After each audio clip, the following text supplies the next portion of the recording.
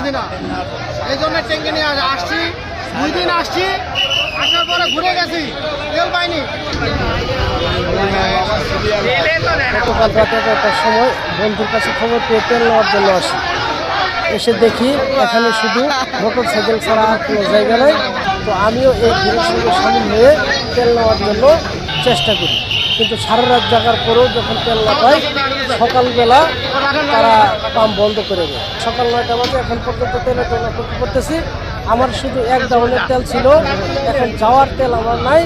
তেল না পাইলে আমি আসলে এখান থেকে যাইতেই পারতেছি না। কোনোরকম কষ্ট করে পাম্প বন্ধ আসছি, আসার পরে দেখি তেল নাই।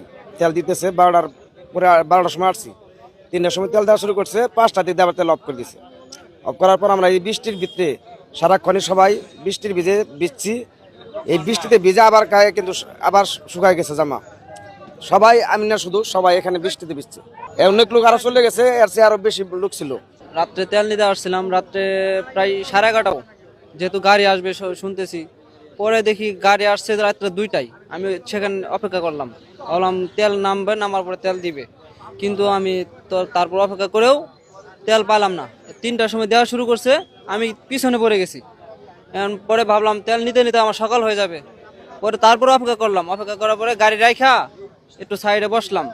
কিন্তু সকালবেলা অনেক বৃষ্টির মধ্যে অনেক কষ্ট করেছি, এখনো তেল পাচ্ছি না। ফজর নামাজের সময় তেল দেওয়া বন্ধ করে দিছে। রাইটার শেরপুর জেলায় আমরা অন্তত 30 জন রাইটার আছি।